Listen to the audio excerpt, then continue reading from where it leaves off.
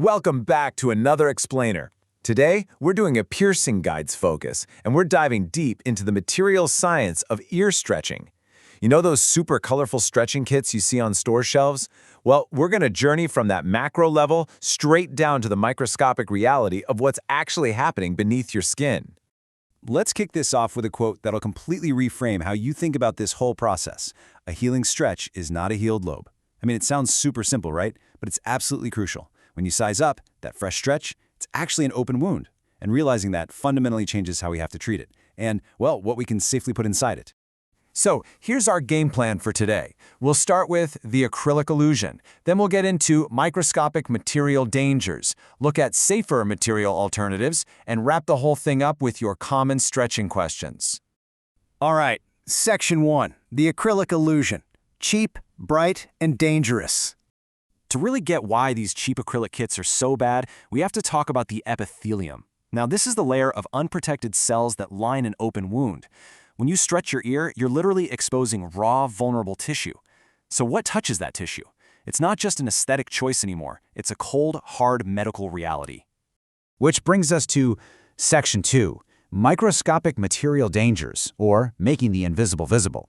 You know, people will often defend acrylic by saying, hey, PMMA is used in medicine, like in bone cement. But there is a massive difference here. Implant-grade PMMA is sterilized, and it's polished to this near-molecular smoothness. But those commercial acrylic plugs you grab for a few bucks online, microscopically, they have an incredibly rough surface. Honestly, they're essentially entirely different materials in practice. And that microscopic roughness, it leads directly to what we call the porosity and sterilization problem. That irregular surface acts like a perfect little anchor for bacteria. It gets worse, though. If you try to run these through high-temperature steam sterilization, the plastic just deforms and melts. So, because cold sterilization is rarely done for consumer jewelry, inserting an acrylic plug into a fresh stretch is literally inserting a biofilm of adhered bacteria straight into actively healing tissue. No thanks. But wait, beyond the bacteria, there's also a thermal issue. Acrylic is a thermal insulator. It traps your body heat right there at the stretch, which raises the local temperature. And you know what loves heat? Bacteria. It actually speeds up their metabolism, which is exactly what a healing wound does not need. Contrast that with steel and titanium. Those are thermal conductors. They efficiently dissipate body heat, keeping your healing tissue cool, calm, and most importantly, safe. Okay, let's move on to some good news. Section 3, safer material alternatives, the heroes of healing. When we evaluate our materials across the three most critical safety vectors, surface porosity, autoclavability, and nickel content, the science is just undeniable. Implant-grade steel and borosilicate glass vastly outperform acrylic in literally every single metric that matters to your health. Let's break down those metals. Specific ASTM standards are absolutely crucial here. For instance, ASTM F138 implant-grade steel is remarkably smooth, but its true superpower, that would be the chromium oxide passivation layer.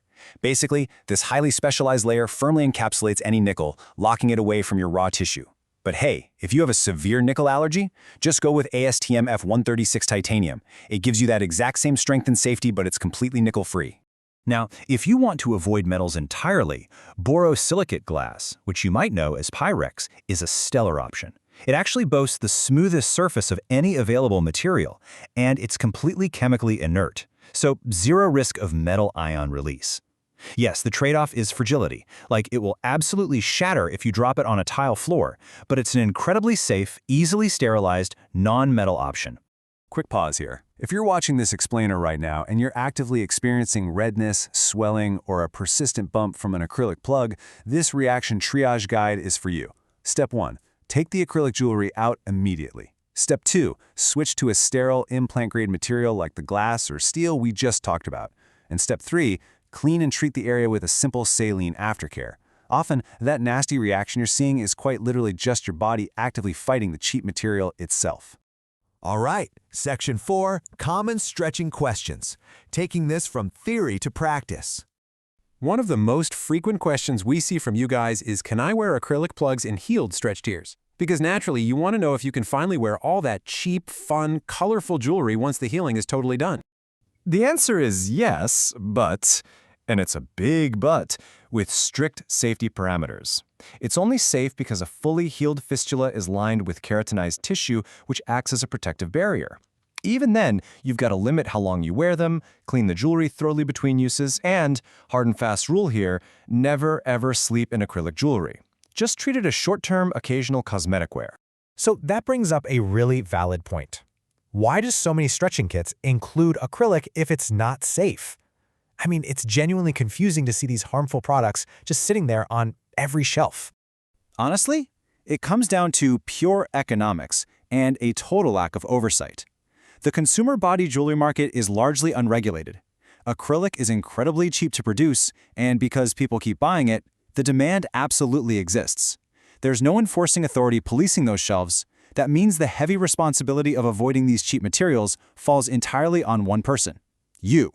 Well, you and your piercer. Here's another incredibly common misconception we need to clear up. Can I use acrylic tapers to stretch and then immediately switch to steel plugs?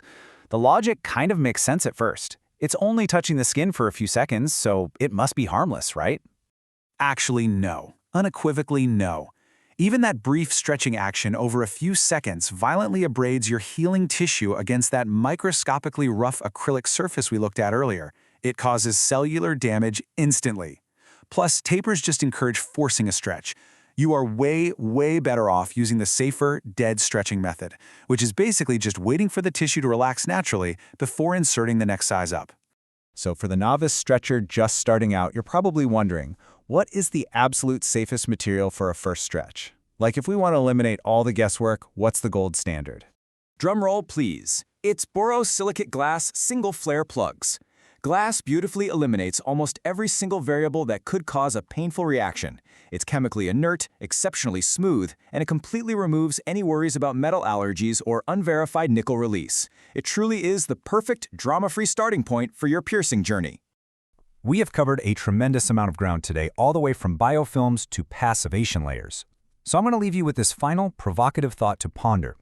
Is your stretching jewelry helping you heal, or is it actively holding you back? Challenge yourself to reconsider the unseen material science resting inside your own ears right now. Thanks so much for joining me on this explainer, and as always, keep learning.